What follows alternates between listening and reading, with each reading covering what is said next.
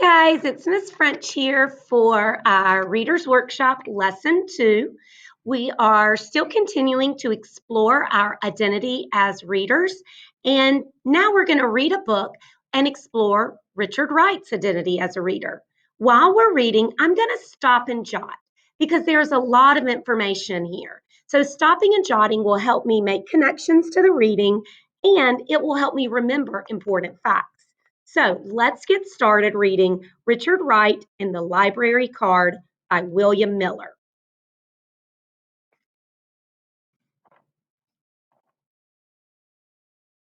Richard loved the sound of words.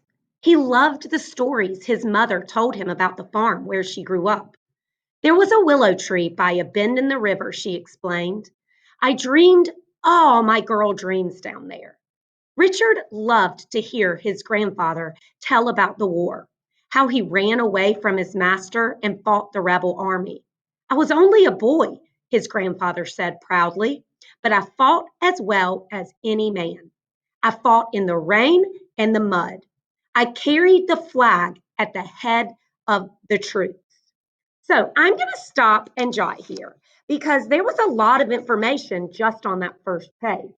So when I stop and jot, I'm not worried about writing incomplete sentences. I really just want to take some notes. The first thing that I noticed was that Richard's mom grew up on a farm. So I'm just going to put Richard or mom dash farm. The second thing that I thought was important was Richard's grandfather fought in a war. So I'm going to put grandpa fought in war. I'm not going to stress about spelling or anything like that now because this is just a stop and jot. And then the last thing that I took from this page that I felt was really important was that Richard loves stories. So that's just a quick stop and jot. I can come back. I like sticking them so that they stick out a little bit so that when the book is closed, I can quickly flip my stop and jots. Let's keep going. Richard longed to read stories on his own, but his family was very poor. They moved often, looking for work in different towns and cities. His father cleaned office buildings. His mother cooked in the kitchens of wealthy white people. Richard had little chance to go to school. His mother taught him when she could, reading the funny papers out loud, sounding each word carefully. So once we get to this page, I am starting to learn more about Richard's family. What else did we learn here about Richard's family? Yeah, great thinking. I like the way you're thinking. I'm going to stop and jot what I was thinking. One of the things that I noticed on this page was that reading was also seen to be important to his mom.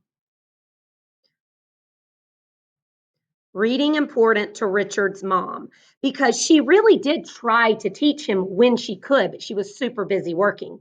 So, but when she could, she'd sound out the words, she'd read funny papers, and she kind of built a love of reading. So I'm going to stick my Post-it so it's sticking out a little. We're going to keep going. When Richard finally learned to read, he couldn't buy or borrow the books he wanted so badly. Books were expensive. The doors of the library were shut against him because he was Black. So Richard read whatever he could find: old newspapers, books without covers pulled from ash cans. When Richard was 17, he caught a bus to Memphis. He hoped to find work, enough money to move to Chicago, where he could make a new life for himself in the North. Richard walked into the hot streets looking for a job that would be his ticket to freedom. He saw many young men like himself searching for the same job, the same way out. He finally found a place in an optician's office. He polished eyeglasses, swept the floors, and ran errands for the white men. As long as he kept his head down, as long as he began every sentence with sir, Richard was safe. Now, I had a lot of thoughts about these last two pages. One of the first thing that I noticed is that there's a lot of talk of at the beginning they talked about Richard's grandfather running away from his master, and then on this page it talks about the things that he's allowed and not allowed to do based on his race. So I'm thinking that the story setting is during US slavery. So this was a time period where people were slaves and they were unable to have the same things that white people could, which is a horrible time in history. So, but I can see that that was the time period that Richard was in based on the words in the story. Now, what else can we learn from this? Something else I noticed was the words ticket freedom. So I kind of wanted to think about what do you think it meant, his ticket to freedom? He needed a job that would be his ticket to freedom.